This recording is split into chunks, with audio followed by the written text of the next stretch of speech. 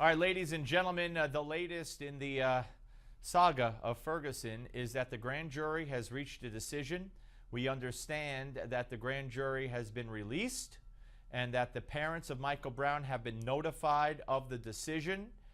We still do not know what the decision is. If it comes down, we will certainly bring it to you immediately. And when the press conferences from the governor and anyone else, the prosecutor, take place, we will hopefully bring those to you as well. Joining us right now to talk about all of this on the Malzberg panel is the host of the syndicated radio show, The Roger Hedgecock Show, Roger Hedgecock, and columnist and contributing editor for TheRoot.com, David Swerdlick. And gentlemen, let's start with you, David. What do you expect to happen? Well, I hate to speculate. I think, though, with all these weeks of buildup, I think we're probably not going to see an indictment. Again, not sure about that. And if we don't see an indictment, I think there will be people protesting. There will be a sense of outrage in the community. But I'm not going to assume that people are going to not be orderly or not protest in an organized manner. So, I think we're going to know pretty soon. And we're so close, I don't see any reason to think anything's going to be different than what we've been talking about for the last couple of weeks. Roger? Well, I agree with that. I think what we're going to find is that the people around in Ferguson have already made up their mind that either the officer is guilty of a murder or he's not indictable for anything, and there isn't going to be a lot of compromise. There isn't going to be a lot of healing at this point. Whatever the decision is, there's going to be, in my view, a lot of demonstrations, potential rioting, a lot of confrontations, a lot of burning. This is what all of the national action people out of the Reverend Al and all the rest of it have been working up to. Well, Roger, I agree with you on the if the verdict goes one way, but why would you say if let's say there is an indictment, why would there still be the same kind of response, do you think? People are there to riot, in my view. They're there to demonstrate and possibly riot. I was at at a World Series one time when I was on the losing side and my team lost, the other team won, but there was a riot. We were in the winning team's stadium and there was a riot because they were so happy they won. I think rioting is a part of what goes on in these things. David?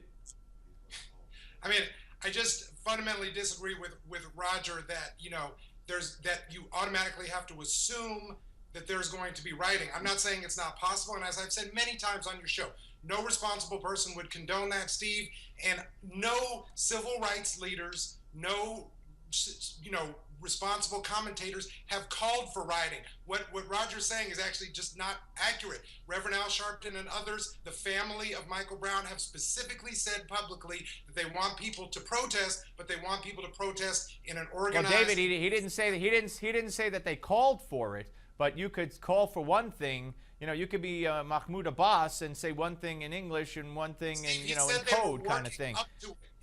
If you're a civil rights leader and you're calling for protests and you're calling for explicitly for peaceful protest, I don't see how you accuse them then of working up to a riot. I'm not saying that there won't be some people out there who want to,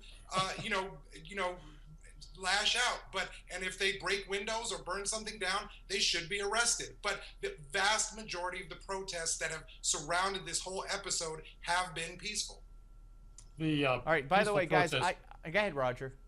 Well, the peaceful protests are going to go on. There's going to be rioting because those folks are there. Al Sharpton and the rest of them are there to explain to all of us later after the rioting that, see, this is what injustice has caused. No justice, no peace. They're already there to apologize for the rioting. They're not calling for it, but they're there to apologize for it.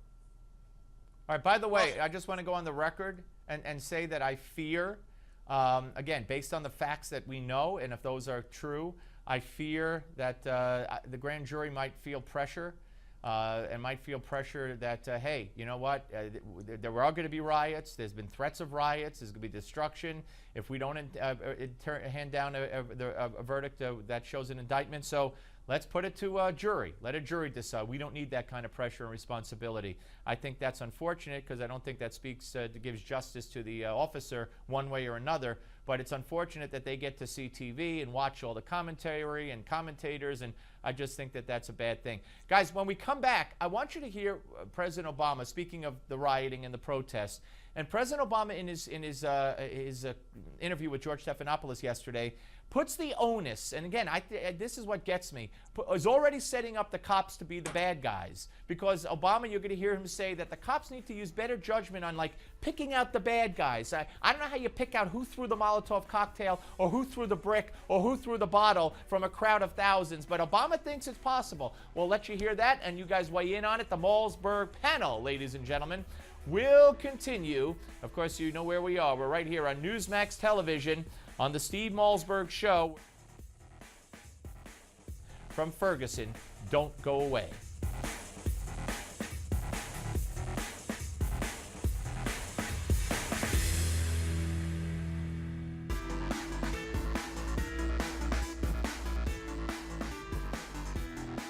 If we do a better job of training our law enforcement to be sensitive to the concerns of minority communities, then over time, trust can be built, in part because minority communities typically are subject to more crime. They need law enforcement more than anybody.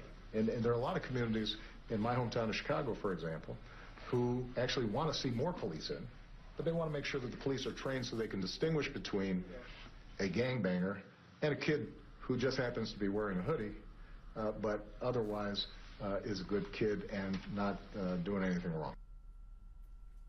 All right. Welcome back to the show. Welcome back to Malzberg panel. Roger Hedgecock rejoins us. David Swerdlick rejoins us. And this is a problem, Roger. You know, putting the onus on the cops. Now, and he's talking about the context of Ferguson as well. So it's not just one kid. But how do you know? How do you know that if a guy's got a hoodie or doesn't have a hoodie, if he's breaking the law, if he's doing something that draws a cop to him? How's a cop supposed to know until he tells the guy, hey, you know, my point is, as it relates to Ferguson, the president expects cops to go after, with pinpoint laser beams, the brick thrower in the crowd of 1,000 or 2,000, the bottle thrower, the Molotov cocktail thrower, and leave everybody else alone. Isn't that an impossible task in a riot situation or a group protest situation, Roger? Obviously impossible. And look, this is the problem. The National Action Network here, Reverend Al, he's got 25 cities ginned up to demonstrate no matter which way the grand jury goes. Holder and Obama have been telling the police, you've got to protect the demonstrators. You're not there, I guess, for law and order or to protect businesses from being burned out. You're there to protect the demonstrators. We've had this whole now national push to make Ferguson yet another demonstration of how racist America is, and they're going to play to an international audience their favorite theme, that we're cowards, according to Eric Holder, for not wanting to talk about race. We incessantly talk about race, and we talk about it in the worst ways as if this was 1950. It isn't 1950. The Democrats aren't in charge in the South where they used to lynch blacks. This is an era in which people are trying to get over it. And Obama was supposed to help us, and he's done nothing but make this country more racially charged than it's ever been. David? First of all, the police are there to protect all the citizenry. They're there to protect the business owners in town who are citizens. They're there to protect the demonstrators who are also citizens.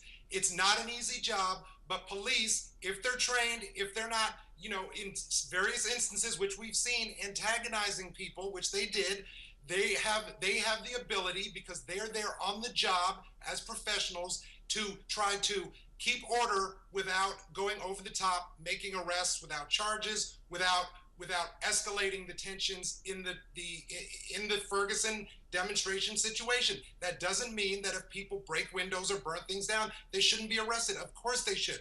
As far as President Obama, Steve, look, I think reasonable people can disagree about what happened between Darren Wilson and Michael Brown. But the rush of conservatives, I think, to get President Obama wrapped up in this, I just think is completely misplaced. That clip you played, the very first answer that President Obama gave to George Stephanopoulos, and I got it here and I want to read it, was first and foremost, keep protests peaceful. That was the very first thing he said about Ferguson in that interview. So I just don't understand. Well, of course he's going to say that, and I'm not saying he wants anything but that. But then he talks about the burden that the police have. When I would say, Why the heck are black leaders putting their eggs in this basket, hitching their wagon to this case which is so, if anything, and I'm being generous, ambiguous. I mean, and if it went down the way we heard it went down, where there was a struggle for the gun and the gun went off, my God, that's the civil rights case of your time? You got to be kidding, David. Steve, look, we can have a discussion here about what happened and what the facts of the case are. I'm not prejudging the grand jury, and just like you, I wasn't there. What's frustrating people, and I think what has gone on and led to some of these demonstrations, is that this incident came about as part of a series of events. We've talked about this before, all throughout the last few months of this year, where African-American young men were subject to, brutality and in some cases, lethal violence by police. Why Ferguson became a flashpoint in a way that other cases did not, I am not sure. David, Roger, go ahead, Roger. That's just a load, okay? Black on black crime is 95% of all the blacks who get shot by somebody else white get shot by crime blacks. is 84% And the of all fact of the white matter, What does that is that the number of cops shooting black kids or black children or 240-pound children is all because they're engaged in criminal behavior. He's a thug who robbed an armed robbery of a convenience store moments before he was shot. Standing up for this guy is outrageous. Look, again, we can disagree about what happened, whether there was a struggle or not between Darren Wilson and Michael Brown. Some witnesses say that was not the case. Others, obviously, including Officer Wilson, say that there was a struggle. I don't know. Well, there'll be forensics. David, the forensics will settle that. Either there was or there wasn't. We're going to know that for sure. That's fine, but we know he robbed a store. We know he robbed a store. This was no Gentle Giant. Most crimes against black people are committed by other black people. Most crimes against white people are committed by other white people. That doesn't tell us. All right, guys, got to end it on that note. David Swerdlick and Roger Hedgecock, thank you both very, very much. We'll be back, ladies and gentlemen, with the sheriff from Arizona to talk about the immigration executive order. But first, this hour's American Moment.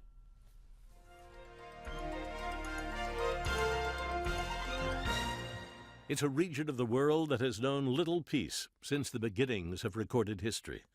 But in September of 1978, President Sadat of Egypt, Prime Minister Begin of Israel, and President Carter of the United States set out to change that.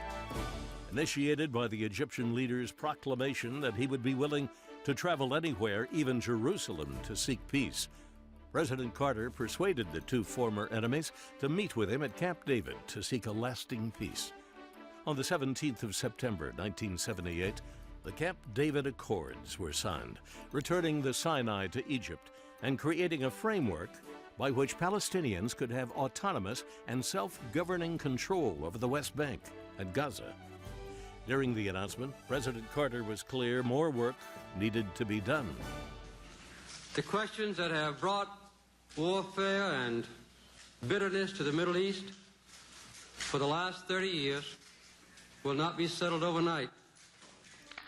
In 1978, President Anwar Sadat and Prime Minister Menachem Begin were awarded the Nobel Peace Prize. Jimmy Carter's Nobel Prize would come later in 2002 for his decades of work seeking solutions to international conflicts. You're watching An American Moment on Newsmax TV.